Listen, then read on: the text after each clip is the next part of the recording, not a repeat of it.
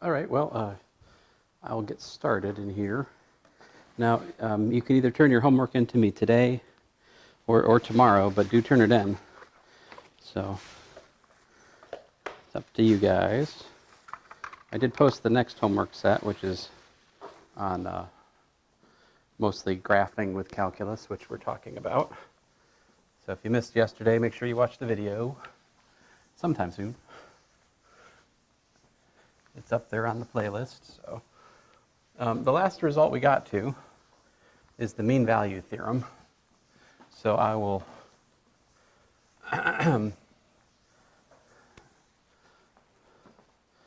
write that up on the board here.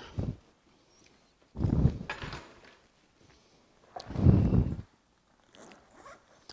soon as I get out my notes here. So the mean value theorem states that a function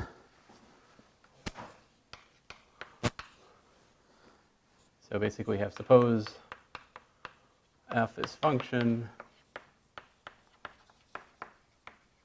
such that number one, f is continuous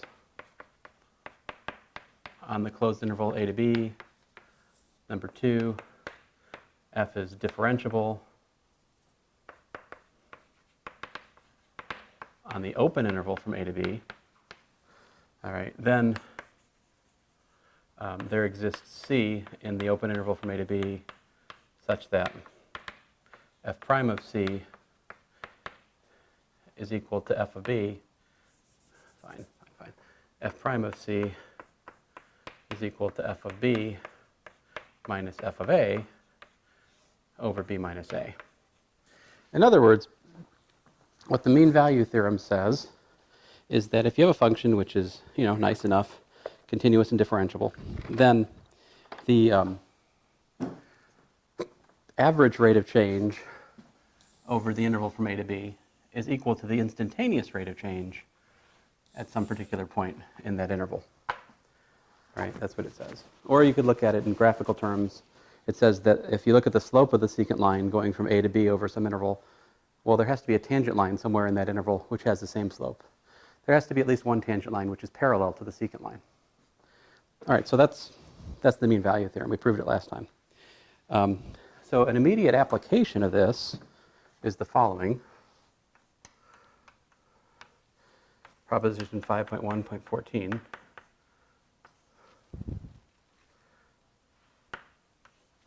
It says this, suppose J is a subset of the domain of some function and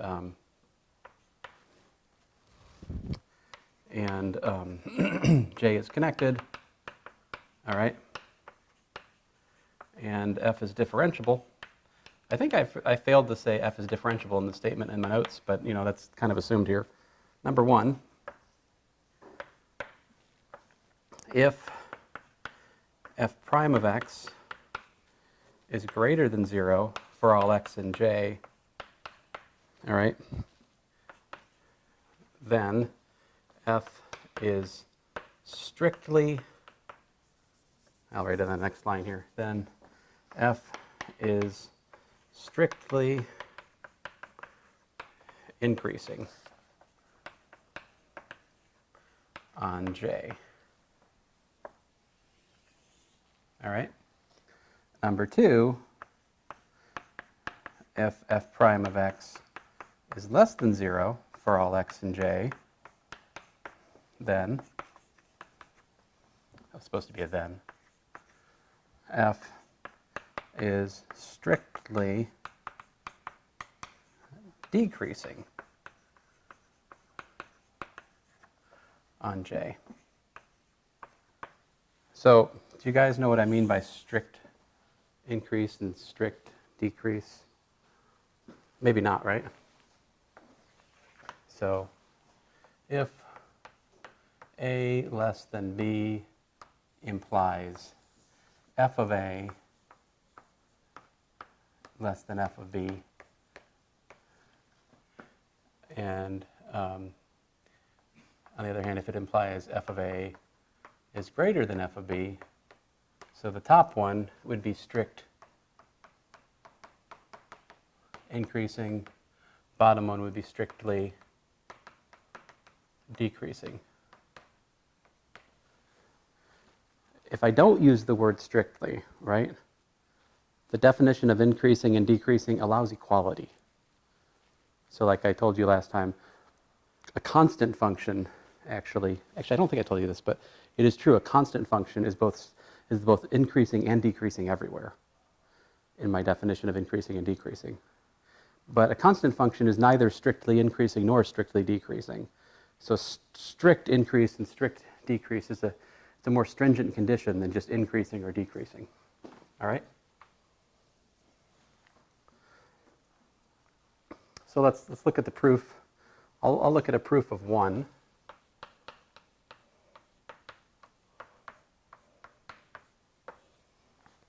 All right, so let's suppose that f prime of x is greater than 0 for all x in J, which is some subset of the domain, right?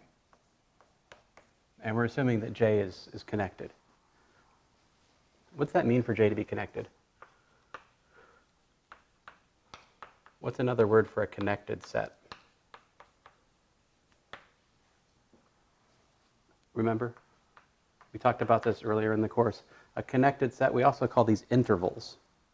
They're the subsets of the real numbers that you can draw without lifting your pen or pencil off the number line. So connected subsets of real numbers include open raised to infinity, open raised to minus infinity, and you can include or exclude the endpoints. They also include like closed intervals from A to B, open intervals from A to B, half open, half closed intervals from A to B.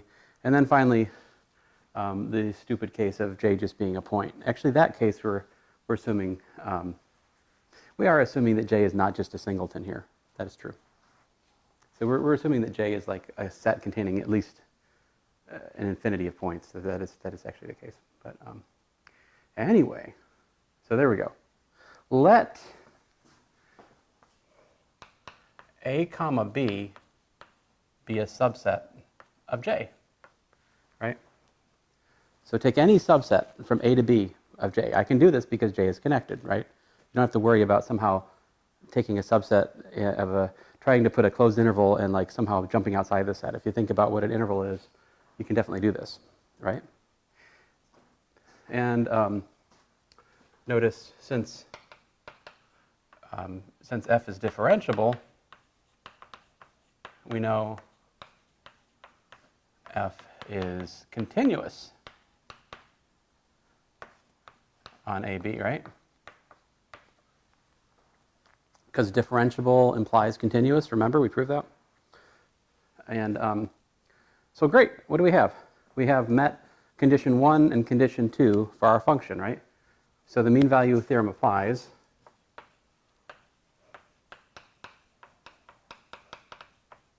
There exists C in AB such that what? Such that f prime of C is equal to f of B minus f of A over B minus A, right? But what do we know about f prime of C in terms of inequality? Well, we're supposing f prime of x is greater than 0, right? Notice that C, since this is a subset of J, we know that C is an element of J, right? Which is to say that we know f prime of C is what? It's positive, right? So 0 is less than f prime of C. But B minus A is also positive, right, by assumption. That implies f of B minus f of A must be greater than 0, right? Because this is greater than 0, this is a positive denominator. It must be that the numerator is also positive, right? But what does that tell you? F of B is greater than f of A, or if you like, we can rewrite that as f of A is less than f of B, which says that f strictly increases on J. And how do I get to say on J?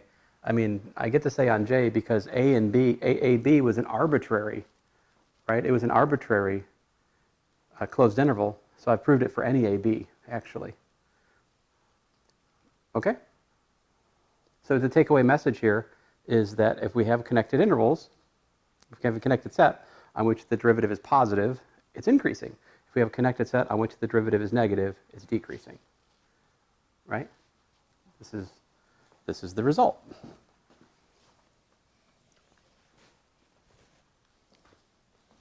The proof of 2 is obviously like almost the same, right? Just the greater than becomes a less than. It's almost the same. A couple more theorems to share with you. It's theorem 5.1.15. If f prime of x equals to 0 for all x in the open interval from a to b, then f is constant.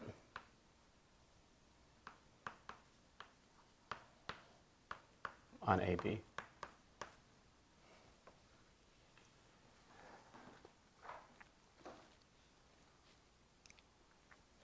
The proof is again, and I guess I should mention here, suppose f continuous on, well, no, I don't need to do that. Sorry. My bad. No need. Here's the proof. So let closed interval from C to D be a subset of AB, all right? Then f is continuous on CD because f is differentiable on AB and CD. Well, anyway,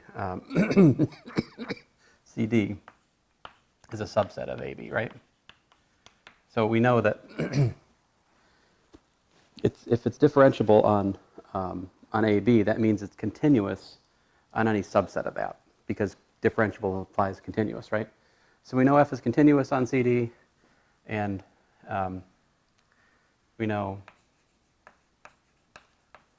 f is differentiable on CD, so what? Thus, mean value theorem applies. And what's that tell us? It tells us that there exists, let's say, C naught in the open interval from C to D, such that what? F prime of C naught equals to f of D rather, minus f of C over D minus C. But what's f prime of C naught equal to? What did we assume? We assumed the derivative is 0, right? So that's equal to, this is equal to 0 by assumption.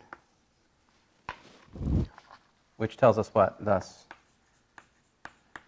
f of D minus f of C must be equal to 0, because the denominator is not 0, right? Which is to say that f of C is equal to f of D. But let me draw a picture of what we just did. So here's the open interval from A to B, right? And I just found like a C and a D in here, right?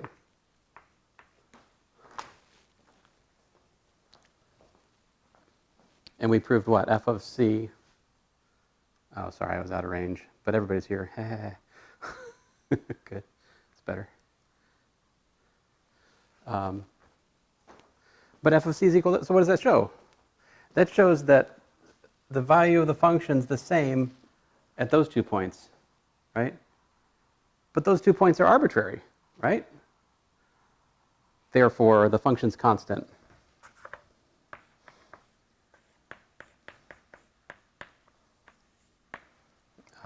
whatever you want. I mean, f of anything in there. You know, you could pick a plus b over 2 if you like. I mean, whatever that is for all x in a comma b. I mean, I picked this just to give a specific value. I mean, a plus b over 2 is the midpoint of the open interval from a to b.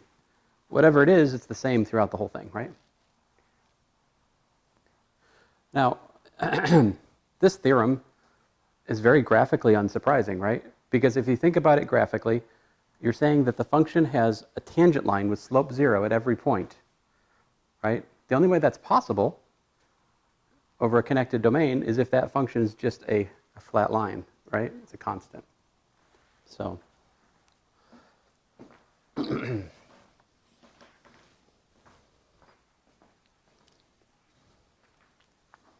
I have a cautionary tale for us, in-class example. 5.1.16.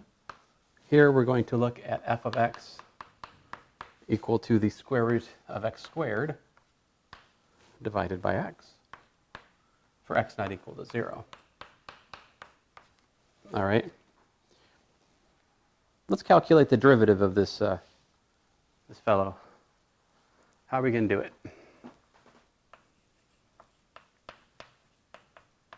It's product rule, right? So we got d dx of the square root of x squared times 1 over x, right?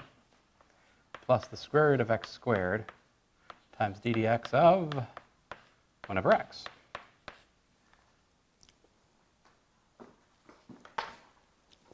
So we differentiate. How's it go?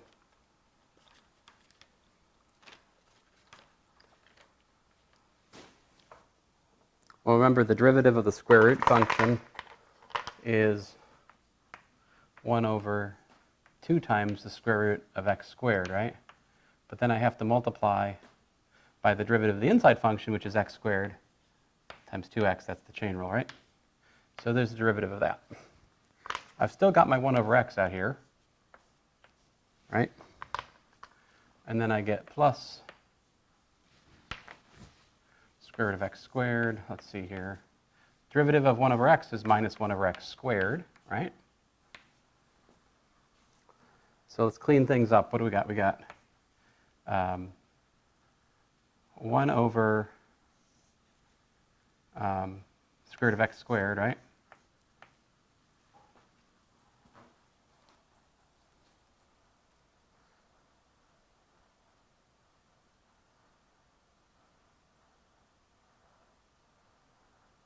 The x's cancel, right? And minus what? Minus the square root of x squared over x squared. So how should we simplify this? How about we multiply the first fraction by the square root of x squared. I'm going to make myself a little space in here to put what I'm going to do. I'm going to multiply this by the square root of x squared over the square root of x squared, right? I can do that. That's just multiplying by 1. The square root of x squared times the square root of x squared, well, that's x squared, right? So I've created a common denominator of x squared. And I have created a numerator of the square root of x squared minus the square root of x squared. So this is equal to?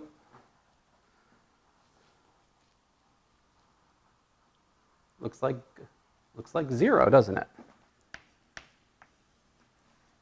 So guys, that says what? That says that this function is constant, right? Because its derivative is 0. Isn't that what the last result says? Okay, so let's calculate the value of the function. What is f of minus 1 equal to? We've got square root of minus 1 squared divided by minus 1, which is what? 1 over minus 1, so minus 1. Try calculating f of 1. What do you get?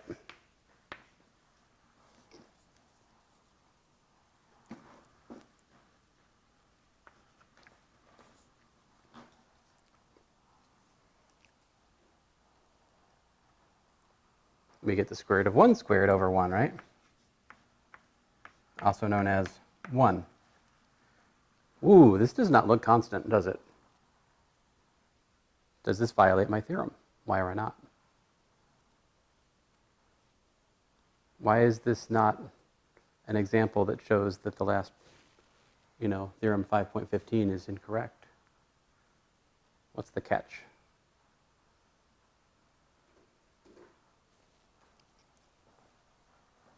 Well, let me show you what's going on here. Let me kind of peel back the curtain. This is really the absolute value of x over x. So this is a case-wise defined function. It's minus x over x for x less than 0, and it's x over x for x greater than 0.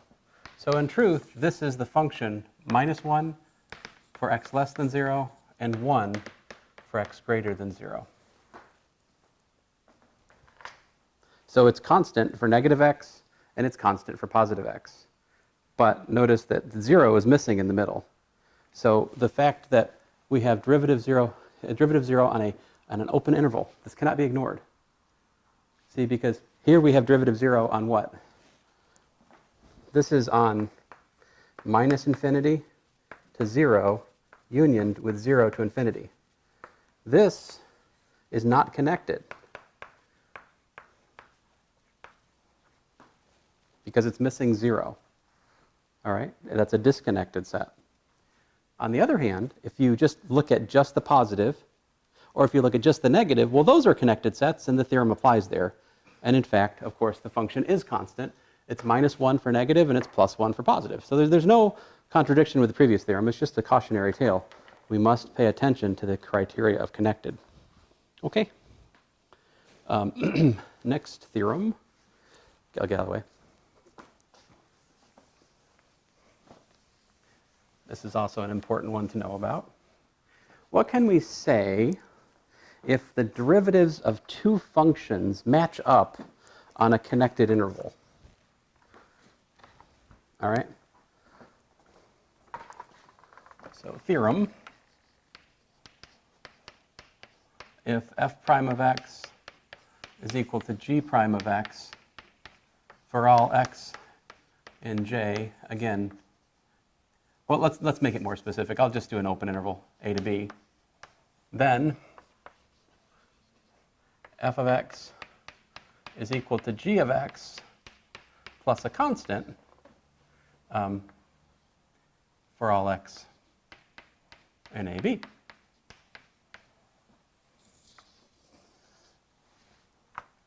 Now, the proof of this was a little bit easier. We can just say let h of x equal to f of x minus g of x, right? Then f prime of x equal to g prime of x for all x in AB. What's this give us? H prime of x equal to what? I don't think I moved the camera, did I? Sorry. Sorry, YouTube. You get what you pay for, I guess. Let's see here. Sorry, h prime of x is, well, look, by definition, f prime of x minus g prime of x, right? But we're assuming those are equal, so this is equal to 0, right? Aha! So if that's equal to 0, we can apply what? Theorem 5.1.15. So by theorem 5.1.15, we get what?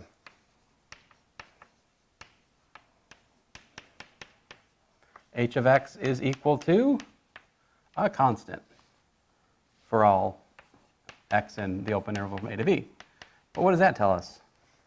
F of x minus g of x is equal to a constant, which of course tells me f of x is equal to g of x plus a constant for all x in AB, and that's the theorem. So if you find that the derivatives of two functions match, it doesn't mean they have to be the same function. All right, it doesn't mean they have to be the same function, but it does mean that they have to just differ by a vertical translation of their graphs. Like you can add a constant to the one to get to the other. this is true. All right.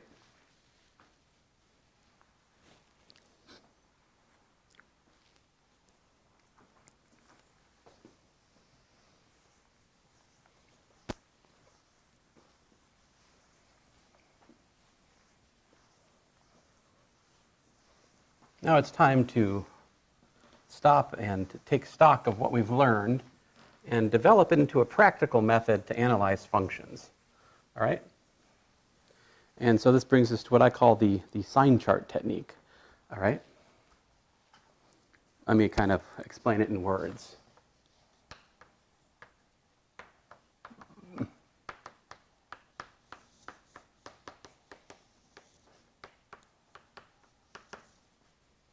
Here's how it goes. So, 1, find all critical numbers for f of x. All right? And I know you may or may not have seen yesterday, so what is a critical number? That means either f prime of c equals to 0, or f prime of c does not exist. That makes c a critical number. All right? So you find all critical numbers. Let's say that, I'm going to say that the list is C1, C2, C3, and C4 for the sake of this you know, sort of general sketch. There could be as few as 0. There could be as many as, who knows, there could be infinitely many. Number 2, you mark C1, C2, C3, you know, C4 on a number line. And you write f prime of x out here because this number line is describing the behavior of f prime of x. And I'm going to assume that these have been put in order just for the sake of,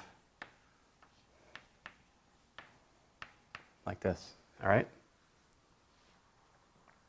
And then step number 3, you test a point in each sub-region of the number line. All right? And mark plus or minus depending on the sign you get. It doesn't matter the number, all right? So like, for the sake of this example, and I'll do an actual example here soon. I just want to give you the general sketch of the method here. So, you know, if I pick a number to the left of C1 and it turns out to be negative, I put a minus here, all right? And I usually put more than one minus because it gives me joy. Then I pick a number between C1 and C2, all right? Whatever. And maybe it's positive. So I put pluses in here, right? Then I pick a number between C2 and C3. Maybe it's positive again, all right? All right, and then I pick a number between 3 and C4 and I plug it into the derivative. I'm plugging it into the derivative, that's important. Plugging it into the derivative. Mark plus minus, depending on sign of f prime of x, all right? That's important. We're using the derivative. So what did I say? It was negative here, and maybe it's positive over here, all right? So you mark out the signs in each place. All right, so the assumption here is that the derivative is continuous, except possibly at the critical numbers. If you think about this, what this means, by the intermediate value theorem, it can only change signs where it's 0 or undefined. So I have a complete listing of where the derivative is negative and positive if I draw such a sign chart. Now once I have that, I can easily, step 4, find intervals of increase and decrease. All right? So like, in this case, decrease minus infinity to C1 and C3 to C4. Those are the decreasing. Increasing is the other ones.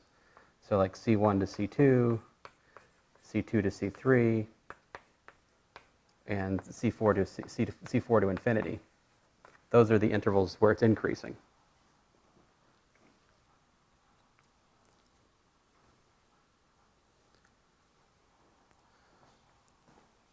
We could add a step 5 if you like. We can classify each one of the critical numbers as either a local max, local min, or neither, right?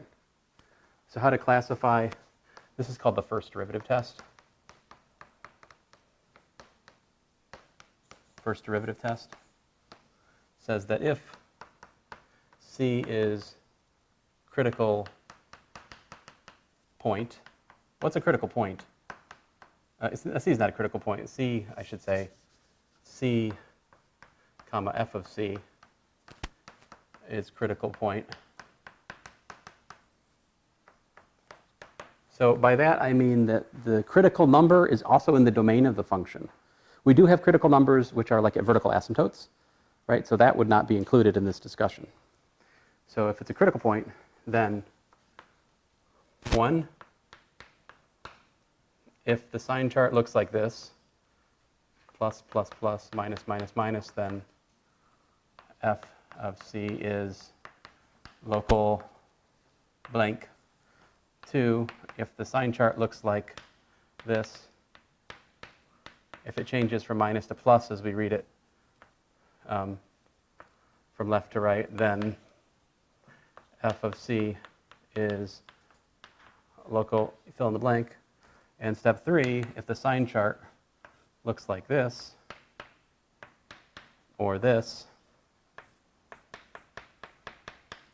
then f of C is neither local max nor min.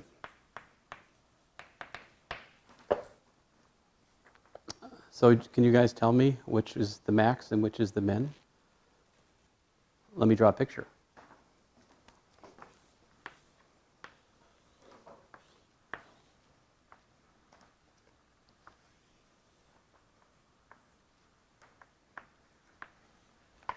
So what is the derivative? It's the slope of tangent lines, right?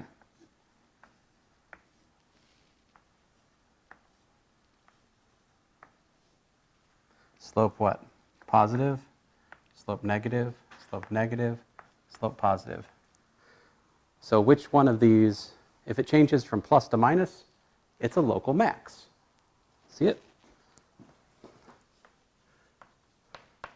If it changes from slope negative to slope positive, it's a local min.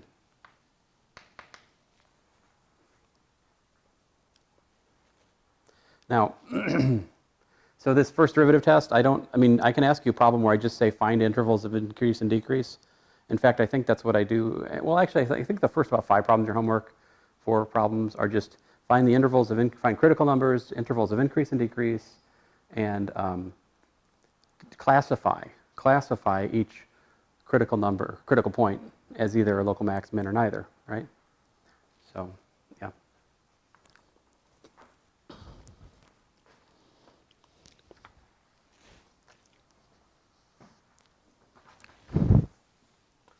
Here's example 5.1.20.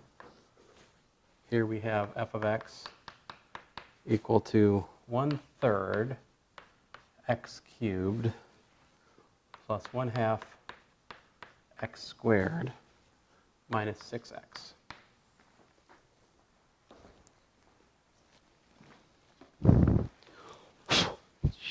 Stupid chalk. Get in my phone.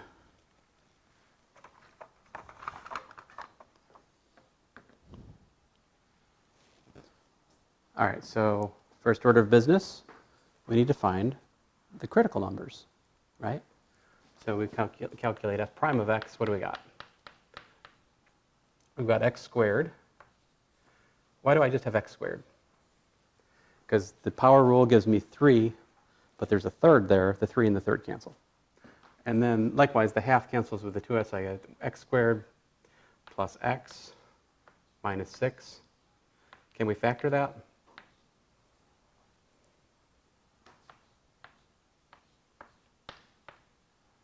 How about plus 3 minus 2? Factored, right? So this tells me the critical numbers are what? Let's say C1 is minus 3, and critical number 2 is 2. These are my critical numbers.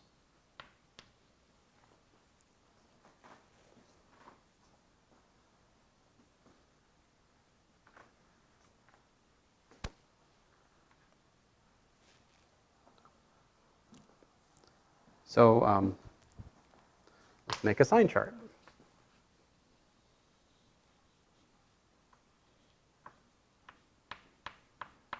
We've got minus 3. We've got 2. And what's f prime of x? X plus 3 times x minus 2, right? So that's a quadratic which opens up, right? So if you think about it, it's going to have positive signs at the end points. It's got to have negative signs in the middle. We can plug in any point you like. Plug in minus 4, right? Think about this. Minus 4 plus 3 is negative. Minus 4 minus 2 is negative. So, like, you know, we're going to get negative over here. Oh, I'm an idiot. We get negative times negative, which is what? Not negative, but positive. What's between minus 3 and 2? That's easy. How about 0? What's f prime of 0? F prime of 0 is minus 6, which is negative. So we got ourselves negatives up in here. And you plug in a number beyond 2, both of these factors are positive. We get plus times plus, which is plus. Right? Again, I have not moved the camera because I'm an idiot. Sorry, guys.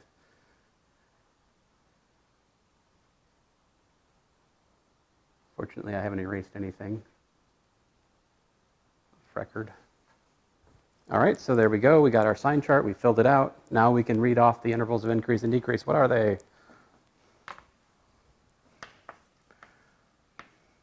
F increases on minus infinity to minus 3 and 2 to infinity.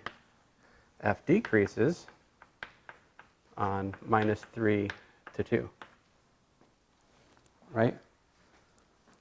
Classify the critical points.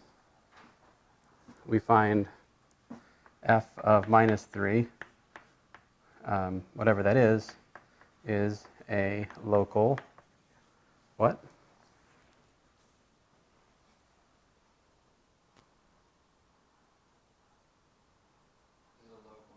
Local max, very good. And f of 2 is a local min, right?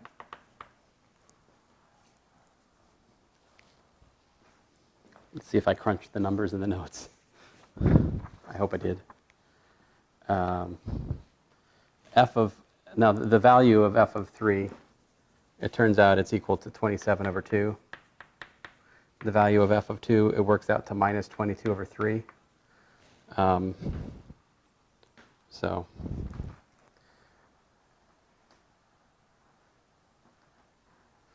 for what it's worth, I could graph this pretty fast. Yeah. Can you tell me one thing about the graph from like pre-calculus, really easy? What factors out? An x factors out, right? So that means it has an x-intercept through the origin. For one thing, that's like a point on the graph, right there. And I also know that f of minus 3 is 27 over 2, which is what, like 13.5-ish? So I don't know, I'll just put it here.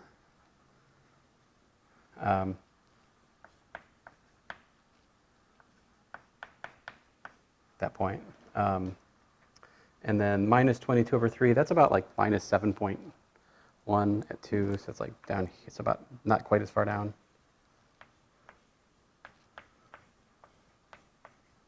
Something like that. And so local max here, right? And then local min down here, and there we go. So we can use this to, we can graph the cubic, and like finding turning points on a cubic is not something we could have done in pre-calculus, right? We don't have formulas for that. But now we do. We just look for where the derivative is 0, and we analyze the sign chart. It tells us whether we're looking at local mins or maxes or something else. All right? Let's do another example, yeah?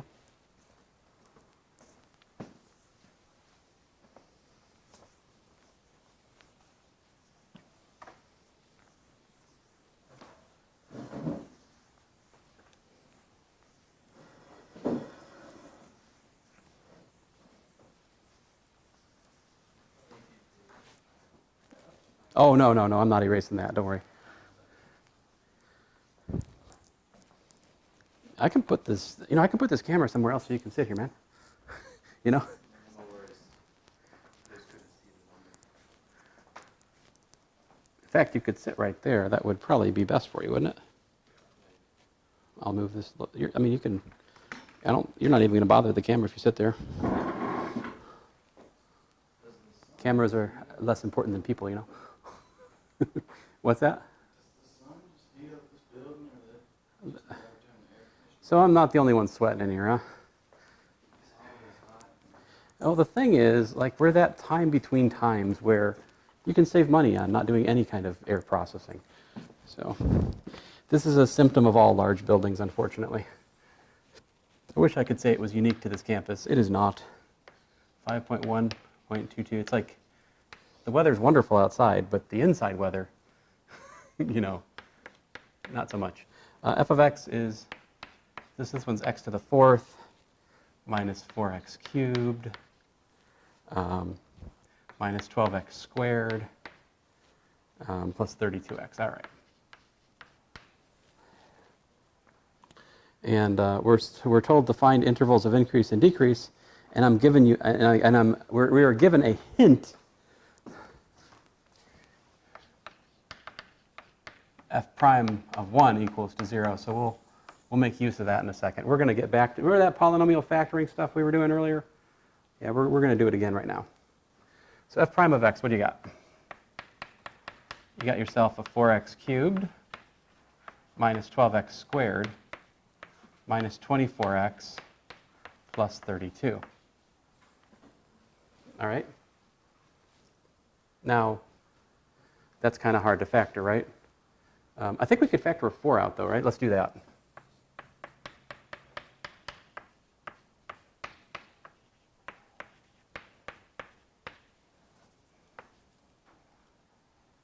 Six, right? Now, the fact that f prime of 1 equals to 0, what's that tell you? That tells you can factor out a x minus 1 here by the factor theorem.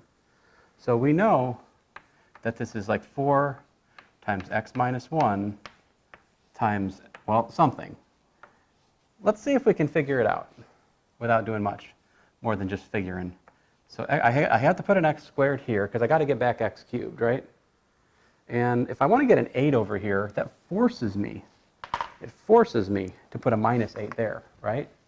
So really, we just have to figure out what goes here. Now, so just in the interest of like showing you a method, we could put a times x. We just got to figure out what a is, right?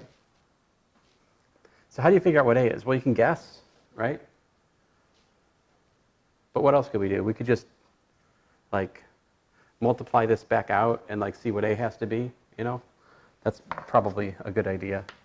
So this is 4 times x cubed plus ax squared minus 8x minus x squared minus ax plus 8.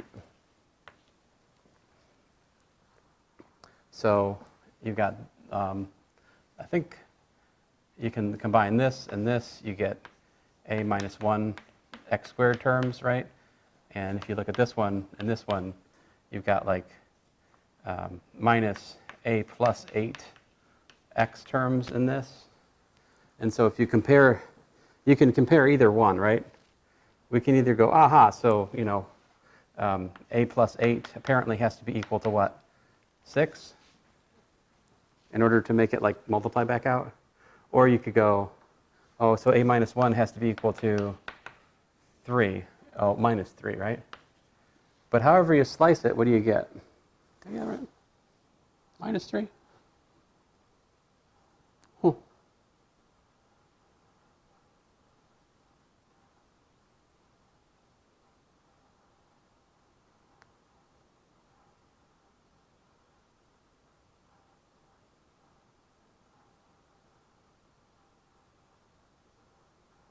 Well, any way you slice it, you get a equals to what? A equals to -2. All right, so, which if you are a more clever fellow than I, you could have just figured that out by just looking at it, right? The other way is you could fall back on our long division that we talked about earlier, right? You could just calculate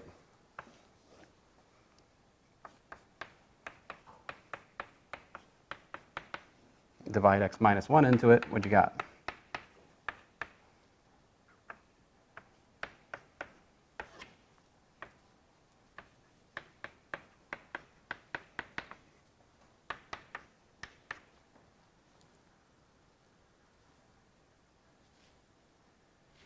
Oh, that was a minus.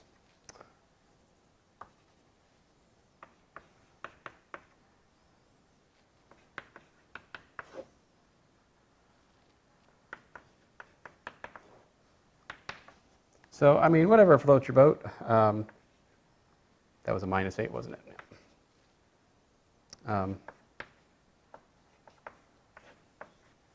However you want to do it, you can factor. I mean, you could use long division to factor. You could use this trick to factor. Whatever works. All right. Now, are we done? We're not done. It's a quadratic, isn't it? We need to figure out, can that be factored or not? Can x squared minus 2x plus minus 8 be factored? It can. How so?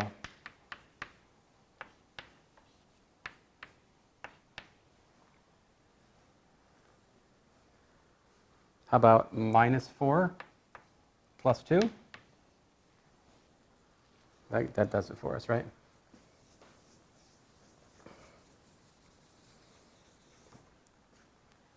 Are you guys still copying the division down?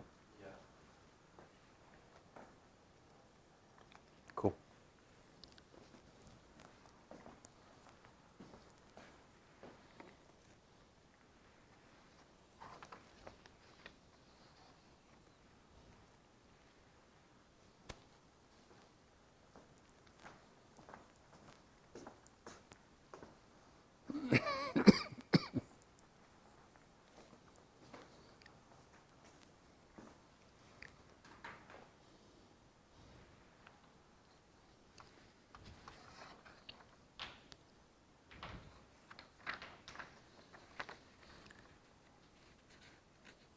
You guys got it?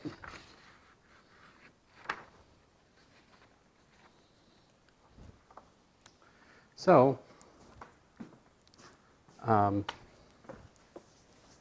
what are our critical numbers? So we've got, I'm going to put them in order, C1 minus 2, C2 1, C3 equals to 4, give f prime of x equals to 0. So we make our sign chart. Here's our -2. Here's our 1. Here's our 4. One of my most grievous and embarrassing mistakes is when I put the numbers out of order, nothing that you do after that point is useful. Because it's just, yeah. So make order matters. And so f prime of x is what? It's this here, right? So you can just reason through. If you're to the left of -2, all three factors are negative, right? Minus, minus, minus, which gives you minus. Think about this. Whenever you go over a critical number, which corresponds to a factor which has an odd power, it doesn't flip sign excuse me, a flip sign. So as long as you have like factors which are odd powers, every time you hit a critical number, you're going to flip signs. All right? I don't actually even need to check points. I know that's what's going to happen because when you have linear factors, they flip signs every time. Now, when you have a squared factor, it won't flip. But there it is. So f is increasing on -2 to 1 and 4 to infinity. F is decreasing on -infinity to -2 and 1 to 4. Right? F of -2, f of 1, f of 4, what are those equal to? Well, you can plug the numbers into the function and see what pops out, right?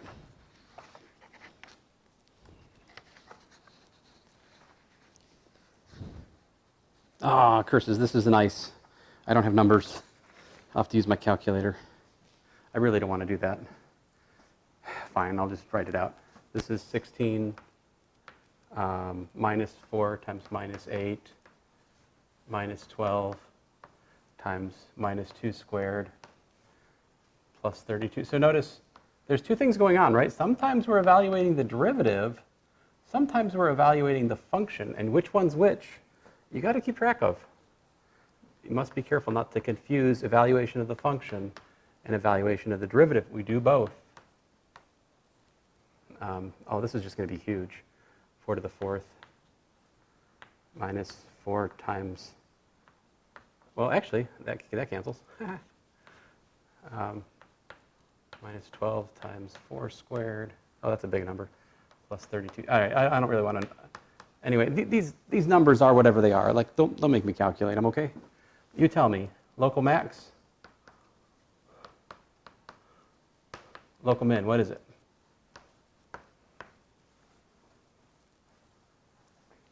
F of -2, we're going down, then we're coming back up, right? It's a min. F of 1, we're going up, then we're going down again. That's a max. F of 4, we're going down before we get to it. We're going up afterwards. It's a min. Right?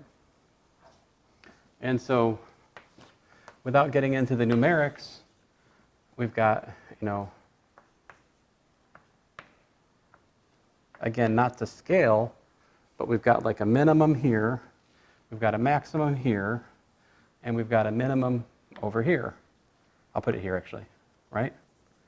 So that means that the graph, and how about x to the 4th? What's it look like long term? The large scale behavior of x to the 4th, we should have learned in like pre-calculus. It's kind of like a goalpost, right? It just keeps going up and up. So like the large scale behavior of this is to go to infinity on both sides. So it's looking something like this. Whee! There you go. That's the graph of this function, roughly speaking. I'd have to actually crunch the numbers to find out where to put these.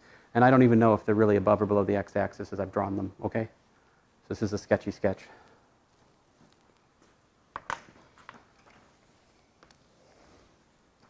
So I think you have a pretty decent chance of doing like the first 4 homework problems on the basis of the examples I've shown you. There's another 3 or 4 examples in the notes which are actually sort of in depth and even harder than what I've done in here. They involve cosine and exponentials, things like that. And maybe we'll come back to those next week. But what I'm going to do in the remaining time is introduce to you the concept of concavity and inflection points. Concavity. So basically, here's the deal. If your function looks like this, the part like this, the part where it looks like a bowl, is called concave up. The part where it looks like an upside down bowl, like this, is called concave down. So we use these abbreviations, concave down CU concave up. All right? And you can define these things carefully in terms of comparing the value of the function to the value of its secant line. So like, do you see what I'm talking about? What's a secant line look like? You know what a secant line is? It connects 2 points on the graph. So a way to test whether or not you're seeing it right is, like graphically, if we've got this function, right? If you draw the secant line, if the function is below the secant line for any pair of points you pick in an interval, that means that the function is concave up on that interval. The secant line being above the function for any possible choosing of pairs of points in the interval means that the function's concave up. That's a pre-calculus way of looking at it. On the other hand, if you see what's happening here, on the other hand, if it's the other kind, right? If it's like this, if it's concave down, if you draw a secant line, what happens? The function is where? It is above the secant line, isn't it? So when the secant line is below the function for any possible pair of points, that means it's concave down. This is actually a pre-calculus definition. Concave up, concave down, right? Now, theorem, if f prime prime of x is greater than 0,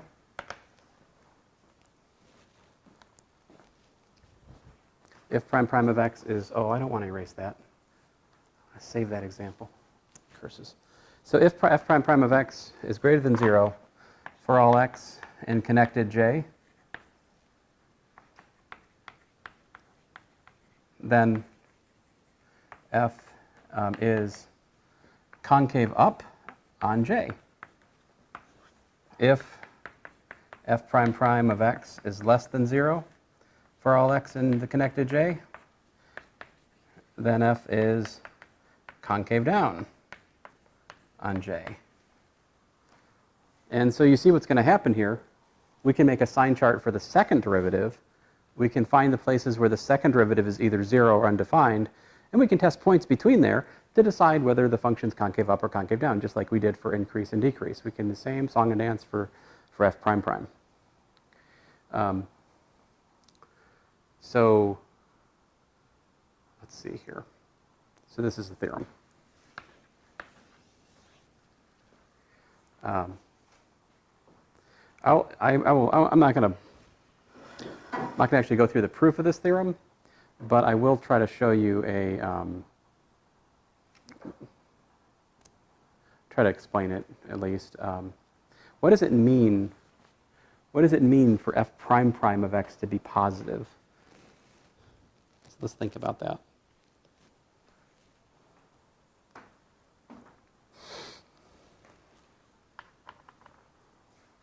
So I'll talk about I think I'm done with that example.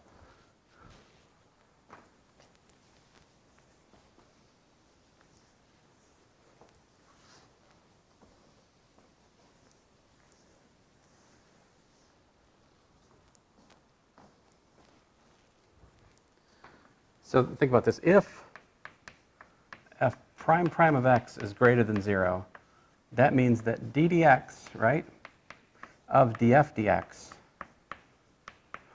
is greater than 0. In other words, the derivative f prime is what? It's increasing.